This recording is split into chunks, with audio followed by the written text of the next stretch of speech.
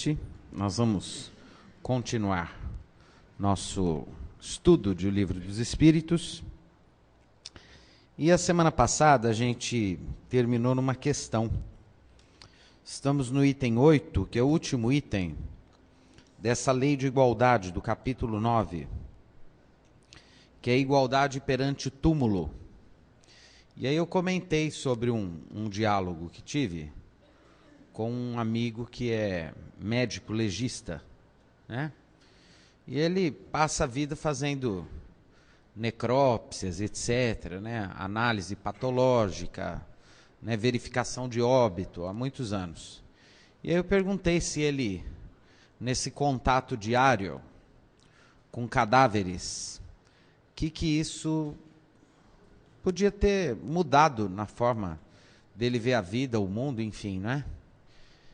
E a resposta que ele me deu foi bastante interessante. Ele disse que isso ensinou a ver que a vida é justa, ou seja, que todo mundo termina da mesma forma, né? O sujeito pode ser rico, pobre, inteligente, né? Ignorante, culto, inculto, importante, anônimo, todos terminamos cadáveres. E ele falou que achava isso muito justo, que era a maneira como a natureza ouve por bem fazer justiça. E eu ouvi aquela resposta e pensei, bom, pois eu discordo totalmente.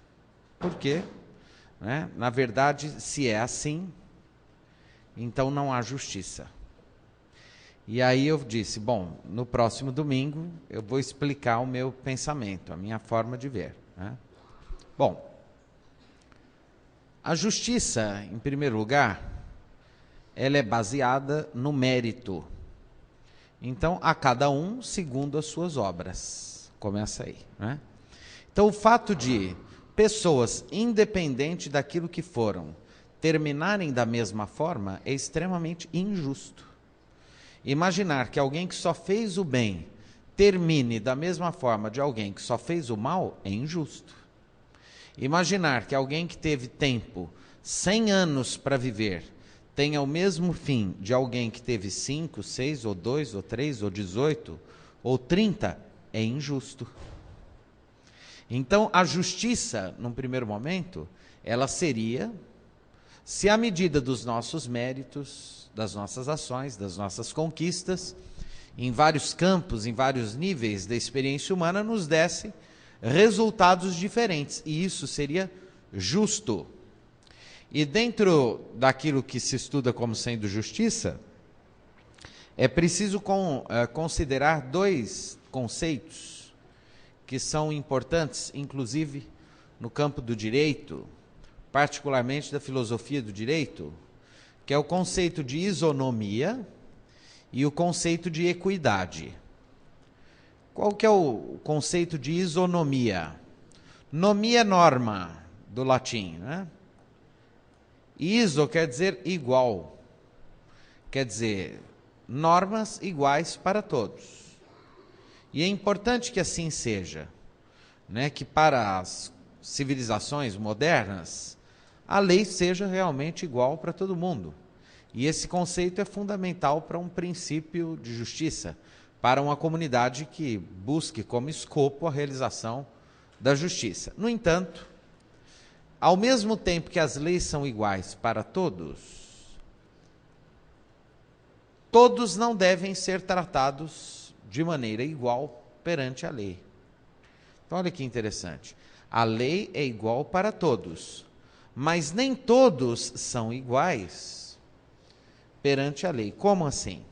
Então vamos imaginar o conceito agora de equidade.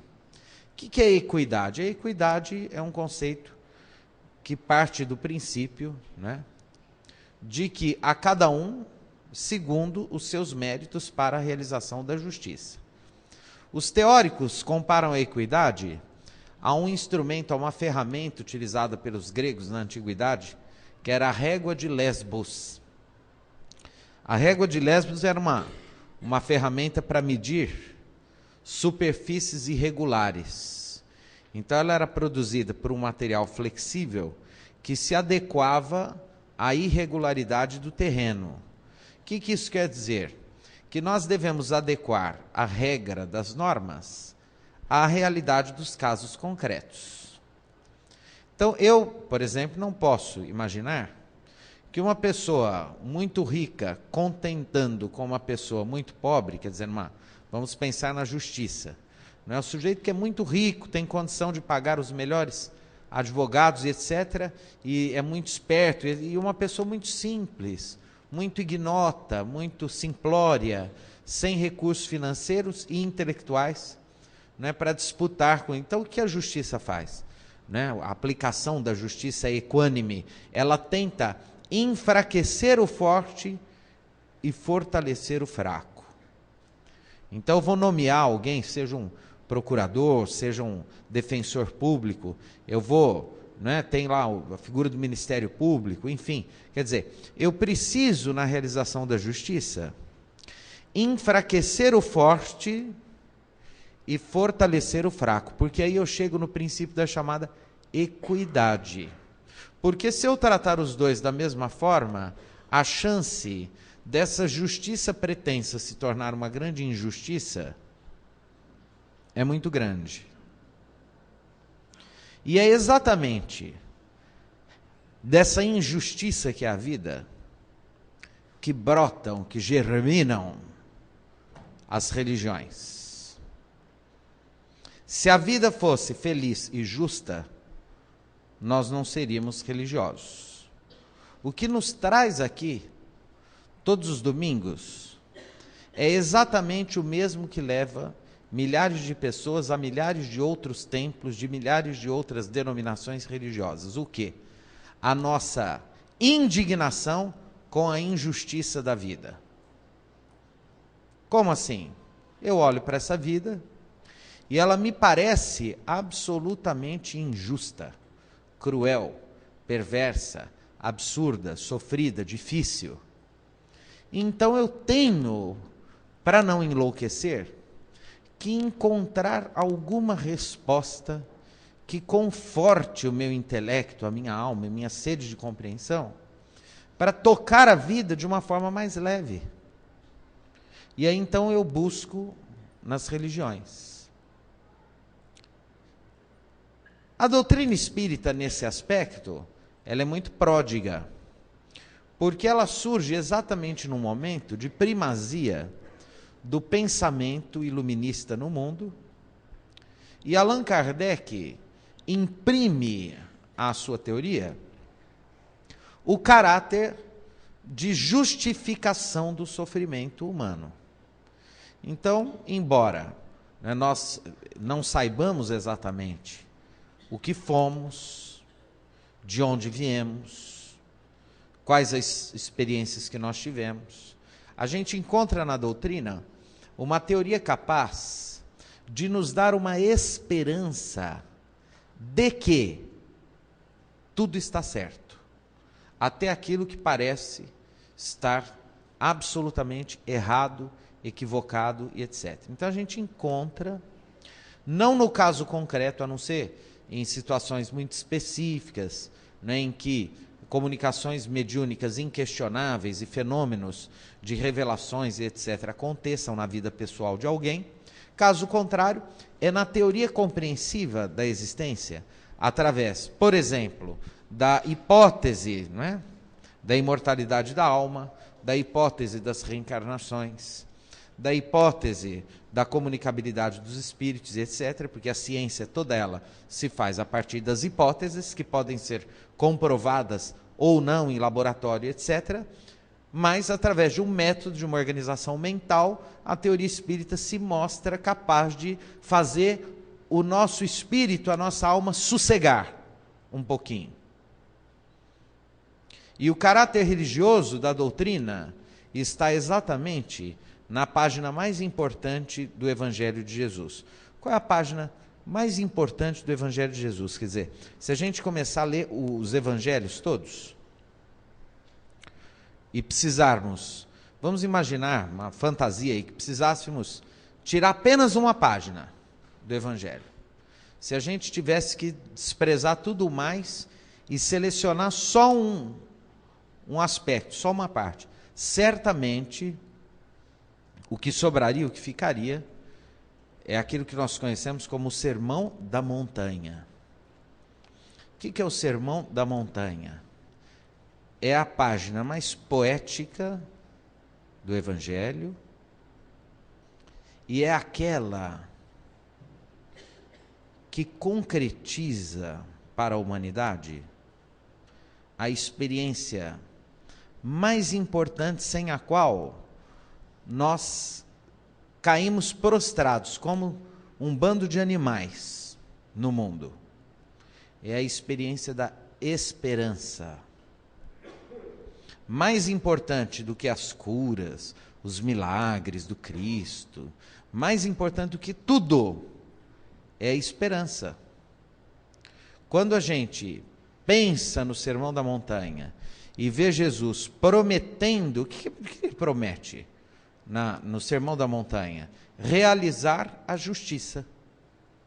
Quando ele fala das bem-aventuranças, o que são as bem-aventuranças? Bem-aventura, o que é ventura? Ventura é felicidade, realização, plenitude. O que é um bem-aventurado? É aquele que vai ser plenificado, plenamente realizado. É aquele que vai ter satisfeitos os seus desejos de justiça e assim por diante. E ele dá ao homem essa esperança, sem a qual fica difícil até levantar de manhã para começar o dia. Se eu não acreditar todos os dias que levantar e tocar a vida vale a pena, tudo acabou. Eu estou num estado de doença espiritual, de doença moral. É a esperança que permite com que eu acorde de manhã, enfrente um dia difícil, vou matar um leão por dia, cada um na sua profissão, na sua vida, na sua família, nos seus desafios pessoais, e acreditando que vai valer a pena. E aí a gente tropeça, as coisas se destroem, e é como se a gente ouvisse, de um lado o Sermão da Montanha, e de outro o Ivan Lins dizendo, começar de novo e contar comigo. Ó, é verdade, contar comigo. Porque as pessoas se frustram porque ficam contando. Vocês imaginaram mesmo o Ivan Lins assim, ó, começar de novo e contar com os outros? Ai, coitado. Não ia ter graça a música, ia ser boba a música. E contar com quem? Comigo. Vai valer a pena ter amanhecido. Ter virado o barco. Olha só. Não é porque se o barco ficar tranquilinho, a gente não aprende a nadar. Tem que virar o barco, aí a gente não quer morrer. A vida é difícil, mas em geral ninguém quer morrer. Por mais difícil que ela seja, a gente quer ficar aqui mais um pouquinho, porque vai valer a pena. Né? Então, a ideia é a seguinte. Como é que pode o sujeito, bom, mal, rico, pobre, ignorante, culto, que fez muita coisa, que não fez, terminar tudo lá do mesmo jeito? Isso, do ponto de vista do pensamento existencial, é aquilo que concretiza uma ideia que foi desenvolvida por um pensador francês, o Albert Camus, literato, romancista, que é a ideia de absurdo. A vida é absurda. Porque se nós não dermos a ela uma dimensão de espiritualidade, ela é enlouquecedora. E é simples pensar nisso. Vamos imaginar. Se todos vamos morrer, se vamos apodrecer, se vamos ser comidos pelos vermes, ou destruídos fisicamente num crematório, etc., a pergunta é, para que essa palhaçada toda? Quer dizer, a gente nasce e vai trabalhar, pagar imposto de renda, ter que votar, que já é um absurdo, me obrigarem a votar, ver programa eleitoral gratuito que ninguém merece, é um castigo desumano, cruel, perverso, essa gente brega, falando canalices, né? Para lá e para trás. Oi? Canalice, coisa ruim. Coisa ruim, mal intencionada, entendeu? Bobajaiada, entendeu?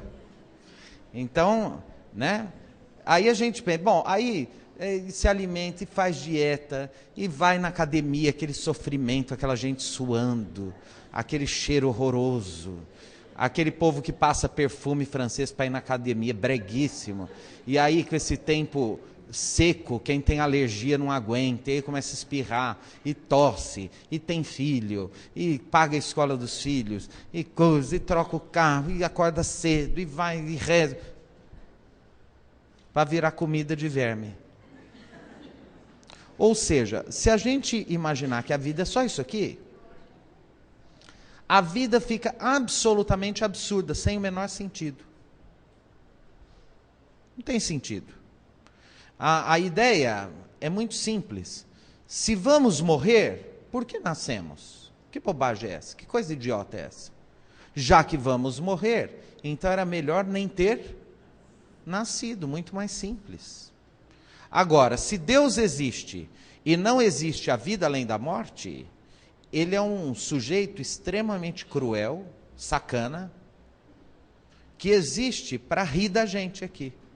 Então ele cria a gente, joga aqui, joga esse mundo de injustiça, fala, para você eu vou dar 100 anos, para você eu vou dar só 5, para você eu vou dar 30, você vai reencarnar linda, você vai ser horrorosa, aquele rapaz vai ser brilhante, aquele outro vai ser um imbecil, o outro vai reencarnar, né, em condições miseráveis, terríveis, você vai ser um príncipe, mas espera aí, que palhaçada é essa? Como assim? E não adianta vir com essa história, mas Deus dá a todos oportunidades. Mentira, não dá. A gente sabe que não dá. Tem gente que passa 30, 40 anos sofrendo do dia que nasceu ao dia que morreu e não teve uma oportunidade. A gente sabe disso. Então, sem a experiência de espiritualidade, quer dizer, e eu não preciso provar nada, não é isso. Se eu não acreditar que além da vida há uma justiça divina, que eu vou deixar esse corpo aqui e vou despertar, quer dizer, eu vou me encontrar numa outra dimensão, em que todos os sentidos que me faltaram aqui passam a me visitar do outro lado, e aí eu começo a com clareza perceber tudo, então é melhor parar por aqui. A vida passa a ser um fardo terrível. Por isso que essa ideia de que a natureza é justa é falsa, é mentirosa. Não é, ela é injusta. E por isso mesmo nós precisamos da promessa de uma justiça o quê? Divina. Senão se torna insuportável aqui. E por isso que é muito comum o sofrimento humano ser acompanhado da revolta. Por que é muito comum as pessoas não religiosas, etc., se revoltarem diante do sofrimento? Porque a vida é, de verdade, revoltante. Qual que é a única maneira da gente não se revoltar? Ter uma atitude mais serena, mais tranquila diante da vida. Uma aceitação das coisas como elas são, entendendo que por aqui é tudo muito terrível mesmo, absurdo, dramático, trágico, nada faz sentido, as coisas não se encaixam de verdade. E esperar, aí vem de novo, a esperança, que quando a gente partir, nós vamos ter acesso a um nível de compreensão, a um nível de informação diferenciada, e aí tudo vai fazer sentido. Então eu vou olhar para trás, ver lá mim, nossa, quer dizer que naquele momento que eu sofri muito, era isso, ó. Poxa, que pena que eu não aproveitei como poderia. E naquele momento que eu tive aquela perda terrível, nossa, mas faz todo sentido, só que a gente já está do outro lado. E aí a gente começa a se arrepender, porque podia ter aproveitado melhor aquela dor que nos visitou. Aí a gente, com aquela cara de pau, pede uma nova reencarnação. Fala, não, agora eu vou ser melhorzinho. Vocês podem confiar que agora vai. Aí chega aqui, a gente é, né, coberto pelo véu do esquecimento, naturalmente. E aí a gente vai avaliar de novo em que grau está a docilidade da nossa alma, do nosso espírito, a nossa serenidade, nossa espiritualidade. E de verdade, eu não precisaria nem de espiritismo para nada disso. Bastaria eu ter uma fé madura, uma espiritualidade madura. Porque tem gente que não é espírita e tem uma fé e uma espiritualidade muito maior do que a de muitos espíritas. E vice-versa. E tem gente que não tem, quer dizer, isso não depende de ser espírita ou católico. Não, é um espírito. Tem gente que nem tem necessariamente uma religião, um nome, mas é de uma espiritualidade inata, traz na alma, no espírito, aquele espírito de aceitação, aquela sabedoria, que a gente chega perto da pessoa, a gente já começa a sentir sono. Mas não um sono ruim, é um magnetismo que nos envolve com tranquilidade, com paz, com serenidade. Né? Por exemplo, vocês já notaram que em geral a gente fala muito alto, tudo? A gente grita muito. Um bom treino é a gente começar a falar um pouquinho mais baixo. Né? Ah, mas eu estou com cólica renal. Chega assim, ai, que dor. Não grita não, vai falar baixinho. Né? Baixinho. Né? Quer dizer, o mundo está muito cheio de ruído. E não tem fim, viu? Eu não frequento assim boates e tal. Mas há 20 anos atrás, quando eu ia, já era alto. Eu imagino que hoje deva estar o dobro. E aí não tem fim. Esses dias eu fui numa cidadezinha aqui da região fazer uma palestra em Matão. E o lugar que eu fui tinha um lugar que é o point da moçada. E aí eles põem aqueles sons nos carros. Né, caixas de som nos carros. E aí eles param de um lado e de um outro da avenida, e cada um tocando um gênero, uma música, e disputando qual que é mais alto. Vocês precisam de ver que lugar agradável. É um horror. Dá a impressão que o umbral reencarnou tudo ali. Por quê? Inclusive, aquilo que a gente ouve fala muito do que a gente é. Presta atenção no tipo de música que você anda ouvindo, né, etc., que isso diz muito de você também. O que você está ouvindo ultimamente? O que você está lendo? Né? Enfim. Mas voltando à questão da justiça. Né? Então, essa questão da igualdade perante o túmulo é extremamente injusta. E é uma visão burra do senso comum. É um clichê do senso comum. É uma visão acrítica da realidade. Quando eu começo a acreditar que a natureza é justa porque todo mundo morre igual, eu não estou sendo crítico. Eu não estou sendo filosófico. É o contrário. Justamente porque morremos todos e todos viramos caveira, pó e etc., ao pó retornando. Isso é a maior injustiça que existe. Porque isso despreza, essa fatalidade da igualdade no túmulo, etc., ela despreza totalmente a experiência do mérito. E a única forma de lidar com essa terrível injustiça da natureza é a crença na imortalidade da alma. Aí a gente consegue superar tudo isso, né? E acreditar que é possível esperar e alimentar, pois, a nossa esperança. Essa é a única saída? Não. Essa é a saída mais consoladora, mais confortável. A outra é o espírito de aceitação independente não é, de uma crença, que também existe, né? Aliás, segundo pesquisas do Laboratório de Luto da PUC de São Paulo, do Departamento de Psicologia, as vivências de luto mais dolorosas são aquelas de parentes que não têm certeza sobre a imortalidade da alma.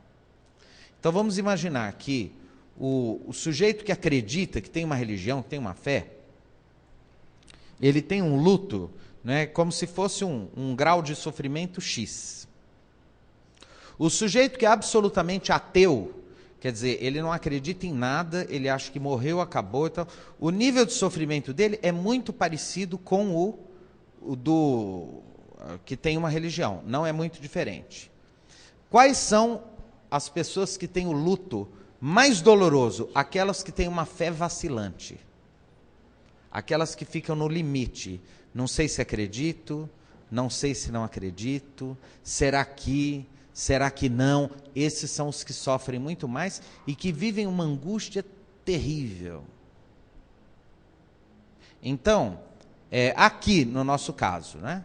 O que a gente está? A gente está procurando fortalecer um nível de compreensão religiosa que nos devolva a esperança e que nos faça ver que a vida, apesar de todas as injustiças, de todas as terríveis tragédias que às vezes nos visitam, as mais, e a gente não tem régua para medir, que às vezes tem gente que olha para uma pessoa que tem um cãozinho e fala, imagine ficar sofrendo assim por causa de um cachorrinho. Não, cada um sofre pelo que quer e do jeito que quiser, ninguém está aqui para julgar que é sofrimento sofrível e que é sofrimento não sofrível. Cada um que sabe de si, né? Mas a gente é sempre visitado pela dor. E ninguém vem aqui porque acha a vida linda e porque está feliz da vida. Ninguém procura uma fé, uma religião, porque eu sou tão grato. Não, a maioria de nós procura essa experiência religiosa porque sabe que a vida não é fácil. Né? Tanto que a primeira coisa quando a gente leva um susto ou uma ameaça de um grande sofrimento, fala, meu Deus, me ajude, né? Minha Nossa Senhora, meu Deus, Jesus, aquela coisa toda. Por quê? Porque a gente apela para o sobrenatural, para o transcendente, enfim, que a gente, né, espera que alguém nos proteja, faça justiça. Essa proteção pode vir da forma como a gente quer ou não. Porque às vezes naquela experiência, nós pedimos antes de reencarnar para não ser poupados naquele momento, e inclusive ter que passar por aquela experiência, e a forma de nos proteger é justamente deixar o sofrimento acontecer. Essa é a forma de proteção, né, do mundo espiritual e etc. e tal. Então, eu gosto muito de citar aquele caso de uma mãe que procurou o Chico. Eu já contei várias vezes aqui, vou contar porque eu acho essa história muito didática, muito interessante. Uma mãe chegou para o Chico com um filho doente, né? Estava nessas carrinhos de mão, mas ainda era uma criança, me parece que tinha 7, 8 anos, e em desespero, e falou para o Chico, olha, eu vim aqui para você me falar onde está o seu Deus, porque eu não acredito mais, eu cansei. E aí ela contou a história, que ela lutou muito para engravidar, não conseguia, e o marido era gente muito rica de São Paulo, e fizeram vários tratamentos, e ela conseguiu engravidar, e quando essa criança nasceu sem os 2 braços, nasceu cega e nasceu surda. Então nasceu cega, surda e sem os braços. Mas o cérebro era normal, uma experiência muito parecida com a experiência de Helen Keller, né? Aquela norte-americana, acho que as pessoas aqui já devem ter ouvido falar da Helen Keller. E aí eles contrataram muitos bons profissionais, levaram nos médicos, e o menino conseguiu uma forma de se comunicar, já estava começando a falar, mesmo surdo e etc., né? E só que ele começou a desenvolver uma patologia nos joelhos, e aquilo foi crescendo, levaram ao médico e descobriram que ele estava com tumores nas pernas. E os médicos disseram que a única maneira de salvá-lo seria amputar as pernas. E ela estava em desespero, porque ela achava aquilo um absurdo, uma injustiça, etc. E o Chico também muito condoído com aquela situação, e ele ficou com ela ali do lado, ela ficou pertinho dele, e ele com a mão assim, acariciando, olha, calma, minha filha e tal. Quando terminou que todo mundo foi embora, estavam as pessoas mais próximas ali, e o Chico falou, olha, minha filha, é o seguinte, o Emmanuel está aqui do meu lado, mandando eu te dizer o seguinte, esse filho que você aceitou receber é um espírito que cometeu suicídio nas 11 últimas encarnações dele. E antes de reencarnar como seu filho, ele pediu de joelhos no mundo espiritual para que os anjos guardiões, os seus espíritos familiares, seus anjos de guarda, impedissem toda e qualquer possibilidade dele cometer um novo suicídio. E ele anda todos os dias maquinando um jeito de se jogar de algum lugar alto ou em alguma piscina, algum lago, alguma coisa. Então as pernas vão ser amputadas a seu próprio benefício para salvá-lo dele próprio. Então muitas vezes a dor chega para nos salvar de nós mesmos. E aquilo que parece uma grande tragédia é a nossa tábua de salvação. É aquilo que a gente acha que está nos perdendo, está nos encontrando na vida. Por isso que o Noel Rosa diz, quem acha, vive se perdendo. E é verdade. Aliás, um grande perigo é quando a gente começa a achar que descobriu a verdade. É o início da obsessão. Achar que tem a verdade, que descobriu a verdade. Né? Então, essa questão do ser humano perante o túmulo é muito importante. E a doutrina espírita tem esse nome espírita porque ela trabalha com a feliz convicção de que somos espíritos. O Dr. Brian Weissel, que é um ilustre psicoterapeuta norte-americano e que celebrizou no mundo, não é, a terapia de vidas passadas, atende gente do mundo inteiro. E lá, antes de atender, os pacientes passam por uma entrevista. E uma brasileira esteve lá querendo fazer terapia de vidas passadas e passou pela entrevista e ele perguntou o seguinte para ela, o que a senhora veio fazer aqui? E ela falou, eu vim em busca de uma experiência espiritual. Ele falou, então eu não posso ajudar a senhora. Ela falou, por quê? Ele falou, porque nós não somos seres humanos, homens, em busca de uma experiência espiritual. Nós somos espíritos imortais mergulhados numa extraordinária experiência humana.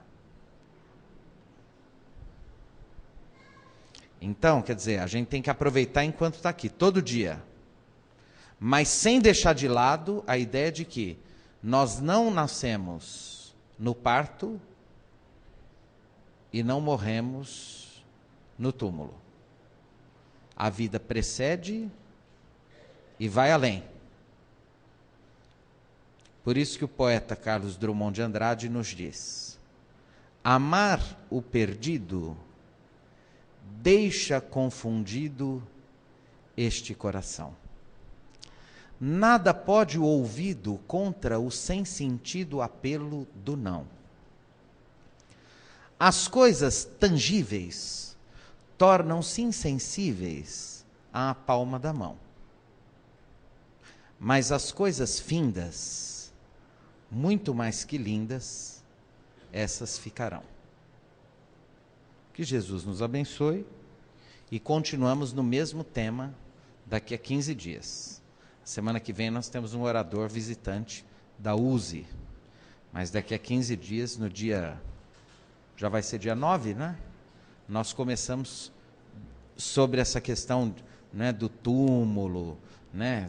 Esse negócio de túmulo, né? Gente que quer construir, não quer, se é importante no cemitério, se não é. O que a doutrina espírita acha de tudo isso, tá bom?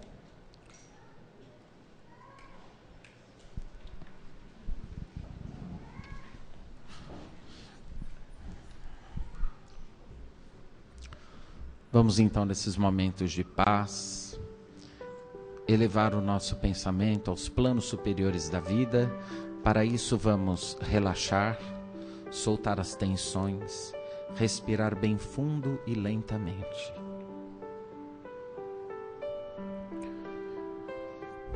Encher o pulmão de ar, soltar bem devagar. Visualizar os fluidos que impregnam a atmosfera espiritual de nosso ambiente, sendo levados pela nossa respiração através da corrente sanguínea a cada uma das células de nosso vaso físico, devolvendo-nos saúde, equilíbrio, bem-estar, restauração.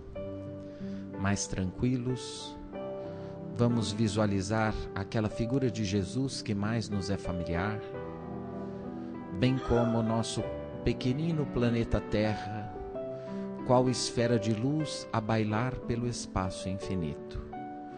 Vamos pedir a Jesus que traga ao encontro de seu seio de amor o nosso pequenino orbe e conduza as nossas vibrações de paz a todos os recantos onde haja dor e sofrimento. Pedimos pelos líderes mundiais para que conduzam a humanidade a tempos de concórdia. Pedimos pelas populações sofredoras, vítimas das guerras, da intolerância, do fanatismo, do ódio, das guerrilhas, das fomes, das pestes, dos maremotos, terremotos, das secas, das enchentes. Pedimos ao anjo Ismael que verta o olhar generoso sobre o nosso Brasil, terra do cruzeiro, coração do mundo e pátria do Evangelho.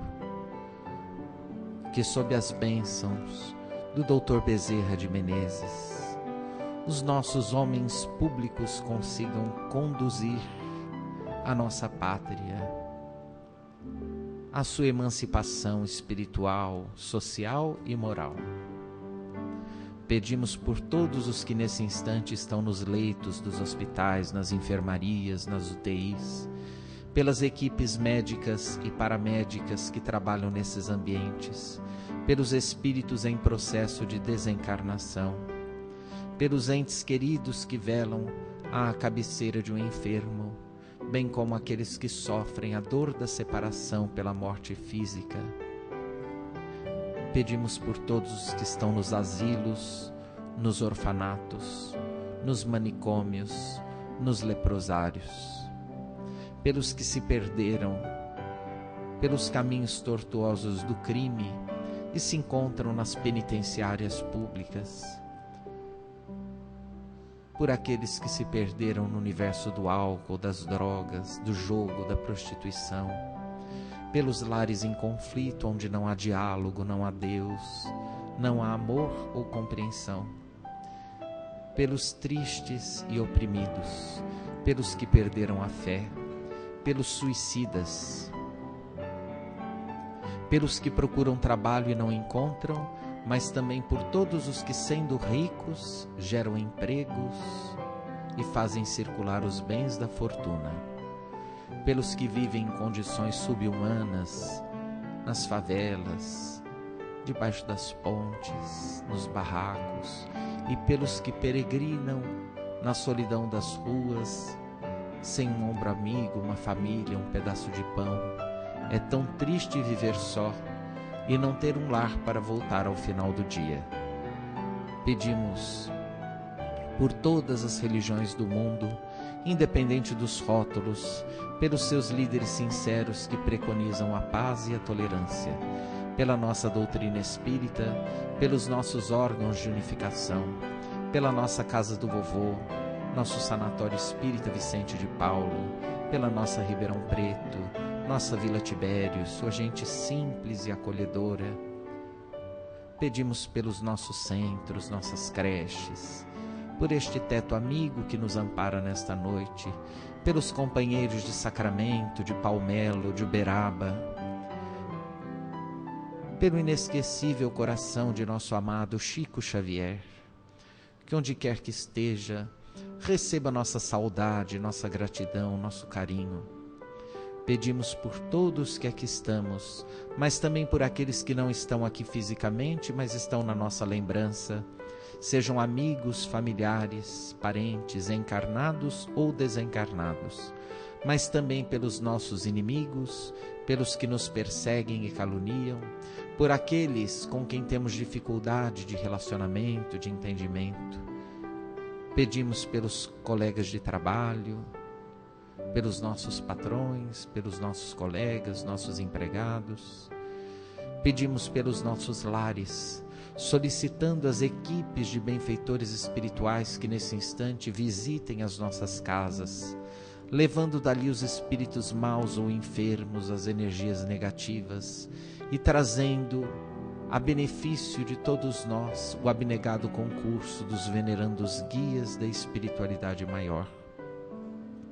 Pedimos pela semana que se inicia, que tenhamos fé, coragem, força, tolerância, bom ânimo, esperança, alegria de viver, que sejamos sempre amanhã melhores do que fomos hoje, e que ao cairmos tenhamos coragem e força para prosseguir na luta para frente e para o alto, e que ao sairmos daqui nesta noite, depois do passe, em que os divinos médicos trarão dos laboratórios do espaço o medicamento necessário a cada uma de nossas particulares necessidades, tenhamos nítida sensação de restauração física, mental e espiritual, recarregados em nossas energias para mais uma semana de lutas, e que possamos ser gratos a elas, gratos pela luz do sol, pelas estrelas, pelo ar, pelas flores, pela música, pela poesia, pelo corpo que temos, pela bênção da encarnação, pelo trabalho, pela fé, pelos nossos animais. Pedimos pela maravilha que é a nossa vida, se soubermos ter um olhar doce, um olhar luminoso sobre ela. E é neste clima de gratidão que nós encerramos essas nossas vibrações, despedindo-nos, Jesus, doce amigo, em sua paz sublime, mas solicitando ainda uma vez: fica conosco, hoje, agora e para sempre. Que assim seja.